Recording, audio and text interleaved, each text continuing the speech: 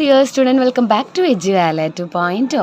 അപ്പോൾ നാളത്തെ business studies എക്സാമിന് വേണ്ട ഒരുവിധം കംപ്ലീറ്റ് വീഡിയോസ് ഇമ്പോർട്ടൻറ്റ് ക്വസ്റ്റ്യൻസ് എല്ലാം നമ്മൾ അപ്ലോഡ് ചെയ്ത് കഴിഞ്ഞിരുന്നു. പക്ഷേ നിങ്ങളെല്ലാവരും വിട്ടുപോയി കളയുന്നൊരു സംഭവമുണ്ട്, ദാറ്റ് ഈസ് കമ്പാരിസൺ. ഈ കമ്പാരിസൺ എന്ന് പറയുമ്പോൾ ഡിഫറൻസ് ബിറ്റ്വീൻ ആണ്. നമുക്ക് സത്യം പറഞ്ഞാൽ നമ്മുടെ +2 ബിസിനസ് സ്റ്റഡീസിൽ ഒരുപാട് കമ്പാരിസൺ ക്വസ്റ്റ്യൻസ് ഉണ്ട്. Difference between informal, formal, difference between transfer, promotion, selection, training, അങ്ങനെ ഒരുപാട് കമ്പാരിസൺസ് ഉണ്ട്.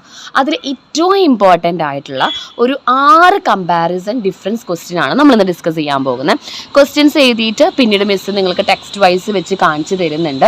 നിങ്ങൾക്ക് ഇത് കാണാപ്പാടം പഠിച്ചില്ല എങ്കിലും ഈ വീഡിയോ ഒരു 2-3 ടൈംസ് ജസ്റ്റ് നമ്മൾ ഹെഡ്സെറ്റോ ഹെഡ്ഫോണൊക്കെ ഒന്ന് വെച്ച് നിങ്ങൾ കിടന്നിറങ്ങുന്ന ടൈമിൽ കേട്ടാൽ പോലും നിങ്ങൾക്ക് എഴുതാനായിട്ട് സാധിക്കും. അപ്പോൾ ഇമ്പോർട്ടൻ്റ് ആയി നിങ്ങൾ പഠിക്കേണ്ട ഒരു 6 കമ്പാരിസൺ ക്വസ്റ്റ്യൻസ് ആയിട്ടാണ് ഈ ഒരു വീഡിയോ വന്നിരിക്കുന്നത്. സോ എല്ലാവരും ലൈക്ക് ചെയ്യുക, ഷെയർ ചെയ്യുക, സബ്സ്ക്രൈബ് ചെയ്യുക, മാക്സിമം സപ്പോർട്ട് ചെയ്യുക. നാളത്തെ എക്സാമിന് വേണ്ടി മാക്സിമം ട്രൈ ചെയ്യുക കേട്ടോ. ദെൻ നമ്മുടെ ചാനൽ ആദ്യമായിട്ടാണ് നിങ്ങൾ കാണുന്നതെങ്കിൽ എല്ലാവരും ഷെയർ ചെയ്യാനായിട്ട് മറക്കരുത്. ഓക്കെ, അപ്പോൾ നമുക്ക് ഏതൊക്കെയാണ് 6 ക്വസ്റ്റ്യൻസ് എന്ന് ചോദിച്ചു നോക്കിയാലോ. ഓക്കെ, അപ്പോൾ ഞാൻ നിങ്ങൾക്ക് വേണ്ടി ക്വസ്റ്റ്യൻ പേപ്പറിൽ നിന്നും നമുക്ക് റിപ്പീറ്റഡായി ചോദിച്ച ഒരു 6 കമ്പാരിസൺ ക്വസ്റ്റ്യൻസ് ആണിത്. ഇതിൽ വേറൊരു കാര്യം കൂടി നിങ്ങൾ ശ്രദ്ധിക്കുക. നമുക്ക് കമ്പാരിസൺ, അതായത് ഡിഫറൻസ് ബിറ്റ്വീൻ ചോദിക്കുമ്പോൾ ഇതിലെല്ലാം 5 മാർക്ക് 8 മാർക്കിനൊന്നല്ല ചോദിക്കുക. പലതും പല ടൈപ്പ് ഓഫ് മാർക്കിൻ്റെ കാറ്റഗറിയിലേക്കാണ് പോവുക. ഒരു 6 എണ്ണം പറഞ്ഞിരിക്കുന്നത് ഫങ്ഷണൽ ആൻഡ് ഡിവിഷണൽ സ്ട്രക്ചർ തമ്മിലുള്ള ഡിഫറൻസ് 5 മാർക്കിന് ചോദിക്കാവുന്ന ക്വസ്റ്റ്യൻ ആണ്. അതേപോലെ ഫോർമൽ ആൻഡ് ഇൻഫോർമൽ നമുക്ക് 5 മാർക്കിൻ്റെ ക്വസ്റ്റ്യൻ ആണ്.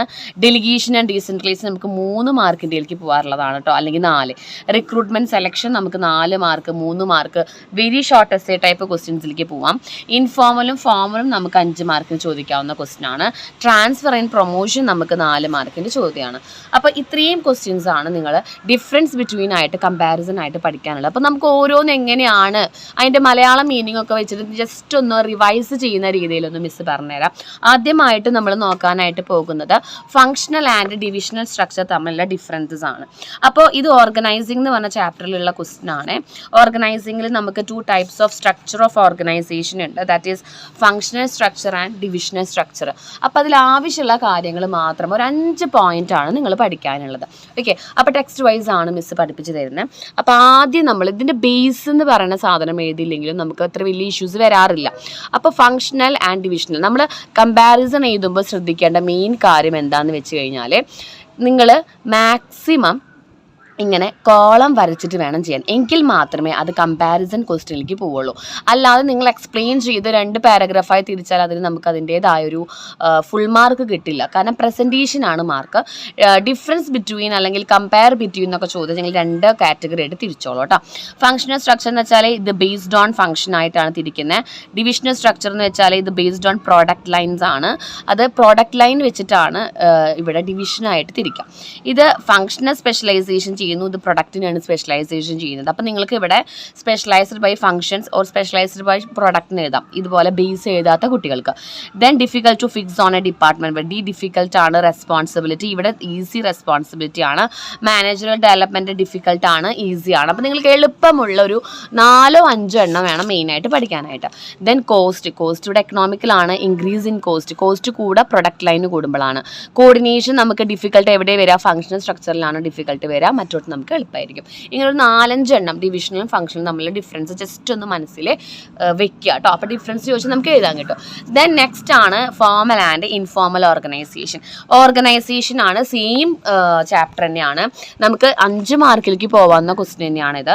ഇവിടെയും നമുക്ക് ഡിഫറൻസ് ചോദിച്ചാൽ 2 കാറ്റഗറി ആയിട്ട് തിരിക്കാം. നിങ്ങൾക്ക് സ്ട്രക്ചർ പഠിക്കേണ്ട എങ്കിൽ നിങ്ങൾ ആ ലൈൻസ് ഒന്ന് അതിൽ കൂടെ കൂട്ടി എഴുതിയാൽ മതി. ഫോർമൽ എന്ന് പറയുമ്പോൾ deliberately planned and created by top management, അതായത് ഒഫീഷ്യൽ ആണ് ഫോർമൽ. ഇൻഫോർമൽ എന്ന് വെച്ചാൽ സ്പോണ്ടാനിയസ്ലി റിസൾട്ട് ചെയ്യുമ്പോൾ നമുക്ക് പെട്ടെന്ന് പ്രതീക്ഷിക്കാതെ വരുന്ന ഓർഗനൈസേഷനും സ്ട്രക്ചറിനെയാണ് നമ്മൾ ഇൻഫോർമൽ എന്ന് പറയുന്നത്. ഓക്കെ, ദെൻ പിന്നീട് നമ്മൾ നോക്കുകയാണെങ്കിൽ നമ്മൾ ഒഫീഷ്യലി ക്രിയേറ്റ് ചെയ്ത ഓർഗനൈസേഷൻ ഗോൾസ് ഒക്കെ അച്ചീവ് ചെയ്യാൻ ഹെൽപ്പ് ചെയ്യുന്നു. ഇൻഫോർമൽ നമുക്ക് സോഷ്യൽ കൾച്ചറൽ നീഡ്സ് ആണ്, അതായത് നമ്മൾ ഫ്രണ്ട്സിനോട് സംസാരിക്കുമ്പോഴും അപ്പോഴൊക്കെ നമുക്കൊരു എന്താ പറയുക നമ്മുടെ സൊസൈറ്റിയുമായി ബന്ധപ്പെട്ട ഡീലിങ്സാണ് വരുന്നത്. ദെൻ സ്ട്രക്ചർ, ഇത് വെൽ ഡിഫൈൻഡ് സ്ട്രക്ചർ ആയിരിക്കും. ഇവിടെ അങ്ങനെ ക്ലിയർ കട്ടൊന്നുമില്ല. നമ്മൾ ഫ്രണ്ട്സിനോട് സംസാരിക്കുമ്പോൾ ആരും തന്നെ ഒഫീഷ്യലായിട്ട് നോക്കില്ല അല്ലേ. ഇതേ സെയിം തന്നെയാണ് നമ്മൾ കമ്മ്യൂണിക്കേഷനിലേക്ക് വരുമ്പോൾ നോക്കാം കേട്ടോ. പിന്നെ ഇത് റിജിഡ് ആണ്, ഇത് ഫ്ലെക്സിബിൾ ആണ്, then official line of communication ആണ് ഇവിടെ സംഭവിക്കുക. ഇവിടെ ഇൻഫോർമൽ കമ്മ്യൂണിക്കേഷൻ ആണ് സംഭവിക്കുന്നത്. ഇവിടെ അതോറിറ്റിയും റെസ്പോൺസിബിലിറ്റി ഉണ്ട്. ഇവിടെ നമ്മൾ ഫോർമലി ക്രിയേറ്റ് ചെയ്ത സ്ട്രക്ചറിൽ ഇവിടെ സച്ച് റിലേഷൻഷിപ്സ് ഒന്നും തന്നെ ഇല്ല. ഇത് സ്റ്റേബിൾ ആയിരിക്കും, ഇത് ഡസ് നോട്ട് ലാസ്റ്റ് ലോങ് ആയിരിക്കും. ഇവിടെ നമുക്ക് ഹ്യൂമൻ ആൻഡ് ക്യാരക്ടറൊക്കെ വളരെ ലെസ് ആയിരിക്കും. ഇവിടെ നമുക്ക് വരുമ്പോൾ ഇത് ഹ്യൂമൻ ആസ്പെക്റ്റ് ആണ് മെയിനായിട്ട് കാണുന്നത്. അപ്പോൾ ഇൻഫോർമൽ ആൻഡ് ഫോർമൽ ഓർഗനൈസേഷൻ ചോദിച്ചാലും ഇൻഫോർമൽ ആൻഡ് ഫോർമൽ കമ്മ്യൂണിക്കേഷൻ ചോദിച്ചാലും ഏകദേശം സെയിം ആണ് കേട്ടോ. അപ്പോൾ ഈ ഒരു സ്ട്രക്ചർ 5 മാർക്കിന് ഒരു 6-7 പോയിന്റ് ഡിഫറൻസ് പഠിച്ചിരിക്കണം. Then delegation and decentralisation. നമുക്ക് delegation of authority, decentralisation of authority നമുക്ക് പഠിക്കാനായിട്ടുണ്ട്. അതും ഈ ഒരു ചാപ്റ്ററിൽ നിന്ന് തന്നെയാണ്. ഓർഗനൈസിങ്ങിൻ്റെ ചാപ്റ്ററിലാണ് ഏറ്റവും കൂടുതൽ ഡിഫറൻസ് പഠിക്കാനുള്ളത്. അപ്പോൾ ഡെലിഗേഷൻ ഇത് നമുക്കൊരു 3-4 മാർക്കിനൊക്കെയാണ് ചോദിക്കുക. ഡെലിഗേഷൻ എന്ന് വെച്ചാൽ downward transfer of authority from superior to subordinate. അതായത് മേലെ നിന്ന് കമൻസ് ഒക്കെ ആര് സ്വീകരിക്കുക? സുപ്പീരിയേഴ്സ്. താഴെയുള്ള സബോർഡിനേറ്റ്സ്, സുപ്പീരിയേഴ്സ് പറയുന്നതൊക്കെ സബോർഡിനേറ്റ് സ്വീകരിക്കുക. അങ്ങനെയാണ് നമ്മൾ ഡെലിഗേറ്റ് എന്ന് പറയാം. ഡീസെൻട്രലൈസേഷൻ എന്ന് പറഞ്ഞാൽ എല്ലാ ലെവൽസിലും നമുക്ക് എല്ലാ സ്ഥലത്തും ഈ ഡെലിഗേഷൻ കൊടുക്കണം. അതാണ് ഡീസെൻട്രലൈസേഷൻ. സെൻട്രലൈസേഷൻ അല്ല, ഡീസെൻട്രലൈസേഷൻ. ദ നേച്ചർ എന്ന് പറയുമ്പോൾ it is a compulsory act. No individual can perform all tasks. അതായത് കമ്പൽസറി ആണ്, ഇത് നമുക്ക് ഓപ്ഷണൽ ആണ്, അത്ര മതി. ദെൻ ഇവിടെ കൺട്രോൾ ചെയ്യുന്നതെല്ലാം സുപ്പീരിയേഴ്സ് ആണ്, അതുകൊണ്ട് ലെസ് ഫ്രീഡം ആണ് ഉണ്ടാവുക. ഇവിടെ ലെസ് കൺട്രോൾ ആണ് സബോർഡിനേറ്റിന്, അപ്പോൾ നമുക്ക് ഗ്രേറ്റർ ഫ്രീഡം കിട്ടും. ദെൻ ഇവിടെ നമുക്ക് സ്റ്റാറ്റസ് ഒക്കെ നമ്മളുടെ മാനേജ്മെൻ്റ് ആണ് തീരുമാനിക്കുക. ഇവിടെ നമ്മുടെ ടോപ്പ് മാനേജ്മെൻറ്റ് പോളിസി അനുസരിച്ചിട്ടാണ് ആ സ്റ്റാറ്റസ് വരുന്നത്. ഇവിടെ സ്കാപ്പ് നേരോ ആണ്, ലിമിറ്റഡ് ആണ്. ഇവിടെ വൈഡർ സ്കോപ്പാണ്. Then it reduce the work load. ഇത് നമുക്ക് increase the role of subordinate. അതായത് ഇവിടെ നമുക്ക് സബോർഡിനേറ്റിൻ്റെ റോൾ ഇവിടെ കൂടുന്നു, ഇവിടെ സുപ്പീരിയേഴ്സിൻ്റെയാണ് വർക്ക് ലോഡ് കൂടുന്നത്.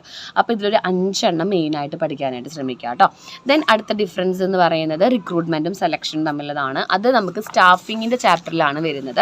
സ്റ്റാഫിങ്ങിൻ്റെ ചാപ്റ്റർ എടുക്കുക. അതായത് നമുക്കൊരു 6ാം പാഠമൊക്കെ ആയിട്ടാണ് സ്റ്റാഫിങ് വരുന്നത്. ആ സ്റ്റാഫിങ്ങിലുള്ള ചാപ്റ്ററിലെ ക്വസ്റ്റ്യൻ ആണ് നമ്മുടെ റിക്രൂട്ട്മെൻറ്റ് ആൻഡ് സെലക്ഷൻ. വളരെയധികം ഇമ്പോർട്ടൻ്റ് ആണ്, ഒരുപാട് ക്വസ്റ്റ്യൻ പേപ്പറിൽ കണ്ടിട്ടുണ്ട്. റിക്രൂട്ട്മെൻറ്റ് എന്ന് വെച്ചിട്ടുണ്ടെങ്കിൽ ആദ്യം ഡെഫിനിഷൻ ഏതാ? It is the process of searching prospective employees including them apply for stimulating them to apply for jobs. എന്താ, നമുക്ക് ജോബിന് വേണ്ടി അപ്ലൈ ചെയ്യാനുള്ള ഒരു ഇൻട്രസ്റ്റ് ഉണ്ടാക്കുക. സെലക്ഷൻ എന്ന് പറയുമ്പോൾ choosing from those who are applied. Choose ചെയ്യുക, choosing the right person for the right job. അതാണ് നമ്മൾ സെലക്ഷൻ എഴുതേണ്ടത്.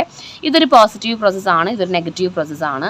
ഇവിടെ നമുക്ക് ലാർജ് പൂൾ ഓഫ് അപ്ലിക്കൻസിനെ കാണാം. പക്ഷേ ഇവിടെ നമുക്ക് എന്താ മതി? കോമ്പറ്റൻറ്റ് പീപ്പിൾസിനെ മാത്രം മതി. ഒരു 20 പേരാണ് നമുക്ക് സെലക്ട് ചെയ്യാൻ വേണ്ടുള്ളൂ എങ്കിൽ ആ 20 കോമ്പറ്റൻറ്റ് പീപ്പിൾസിനെ മാത്രമേ ആവശ്യമുള്ളൂ. പക്ഷേ റിക്രൂട്ട്മെൻറ്റിലേക്ക് വരുമ്പോൾ ആ 20 പേരിലേക്കുള്ള എത്രയോ 100-200 കൂടുതൽ applicants, large pool of activity, large pool of കാൻഡിഡേറ്റ്സിനെ നമുക്ക് അവിടെ കാണാൻ സാധിക്കും.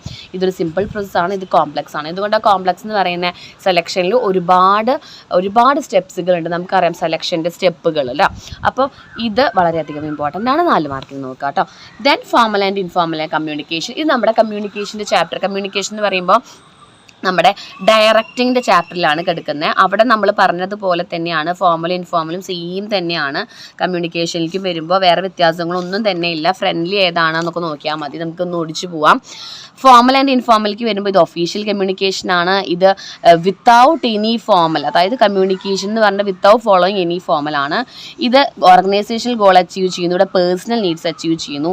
ഇത് നമുക്ക് വെർട്ടിക്കൽ, ഹൊറിസോണ്ടൽ, ഡയഗണൽ ഡയറക്ഷനിൽ പോകും. ഇത് ഓൾ ഡയറക്ഷൻ, അതായത് ഓഫീസിലെ കാര്യങ്ങൾ ഫോർമലി ആണ് വെച്ചെങ്കിൽ നമുക്ക് മേലെ നിന്ന് താഴേക്ക് പറയാം, ഡിപ്പാർട്ട്മെൻറ്റ് വൈസ് പറയാം. അതാണ് ഏത് ലെവലിലേക്കും ഓർഗനൈസേഷനിൽ പോകും. പക്ഷേ ഇൻഫോർമൽ കമ്മ്യൂണിക്കേഷൻ എന്ന് പറയുമ്പോൾ ആരോട് വേണമെങ്കിലും സംസാരിക്കാം അല്ലേ. അപ്പോൾ എല്ലാ ഡയറക്ഷനിലും അതിന് ഒഴുകി നടക്കാം. ഇവിടെ പ്രൊസീജിയേഴ്സ് എല്ലാം ഡിലേ ചെയ്യും, കാരണം അത് സ്പീഡി അല്ല, ഇത് സ്പീഡിയാണ്, ഫാസ്റ്റ് സ്പ്രെഡ് ആണ്. ദെൻ ഇവിടെ റെസ്പോൺസിബിലിറ്റി ആണ് മെയിനായിട്ട് ഫിക്സ് ചെയ്യുന്നത്. ഇവിടെ റെസ്പോൺസിബിലിറ്റി ഫിക്സ് ചെയ്യേണ്ട ആവശ്യമൊന്നുമില്ല, നമുക്ക് എപ്പോഴാണോ എന്താണോ പറയാൻ തോന്നിയത് അത് പറയാം. ദെൻ ഇത് സ്ട്രിക്ട്ലി ഫോമാണ്. ഇത് നമുക്ക് formal line of communication does not follow, ഒന്നുമില്ല അവിടെ. ദെൻ ഇത് സുപ്പീരിയർ സബോർഡിനേറ്റ് റിലേഷൻഷിപ്പാണ് പറയുന്നത്, ഇവിടെ ഫ്രണ്ട്ലി റിലേഷൻഷിപ്പാണ്.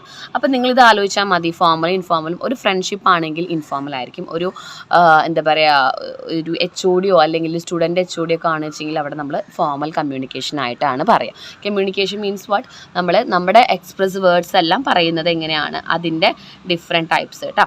ഓക്കെ, ഇനി അടുത്ത ഒരു ഡിഫറൻസ് എന്ന് പറയുന്നത് ഇത് ട്രാൻസ്ഫറും പ്രൊമോഷനും തമ്മിലുള്ള ഡിഫറൻസസ് ആണ്. സ്റ്റാഫിങ്ങിൻ്റെ ചാപ്റ്റർ തന്നെയാണ് നമുക്കുള്ളത്. അവിടെ റിക്രൂട്ട്മെൻറ്റ് സെക്ഷനിലാണ് നമുക്ക് വരുന്നത്. നിങ്ങൾക്ക് ആലോചിച്ചാൽ മനസ്സിലാവും, ഇത് ഇൻറ്റേർണൽ സോഴ്സ് ആണ് രണ്ടും. അതിൻ്റെ ഡിഫറൻസ് എന്ന് പറയുമ്പോൾ ട്രാൻസ്ഫർ, നിങ്ങൾ ആലോചിക്കുക, ട്രാൻസ്ഫർ എന്ന് പറയുമ്പോൾ ഒരാളെ നമ്മൾ ഒരു ജോലിയിൽ നിന്ന് അതേ same status, same department, same salary ഉള്ള സ്ഥലത്തേക്ക് ട്രാൻസ്ഫർ ചെയ്യുന്നു. പ്രൊമോഷൻ എന്ന് പറയുമ്പോൾ അയാൾ ഒന്നും കൂടി ഹൈ ലെവലിലേക്ക് എത്തുകയാണ്. സ്റ്റാറ്റസ് കൂടുന്നു, എമൗണ്ട് ഓഫ് സാലറി കൂടുന്നു, റെസ്പോൺസിബിലിറ്റി കൂടുന്നു, അയാളുടെ മൊത്തത്തിലുള്ള കരിയർ തന്നെ മാറുന്നു. അപ്പോൾ ഇതിൽ ഏറ്റവും ബെറ്റർ പ്രൊമോഷനാണ്. ഓക്കെ, അത് ആദ്യം മനസ്സിലാക്കുക. ട്രാൻസ്ഫർ എന്ന് പറയുമ്പോൾ ജസ്റ്റ് ഒരു സ്ഥലം മാറ്റം അത്രയേ ഉള്ളൂ. പ്രൊമോഷൻ എന്ന് പറയുമ്പോൾ എല്ലാവരും ഇഷ്ടപ്പെടും, അത് നല്ല പോസിറ്റീവാണ്.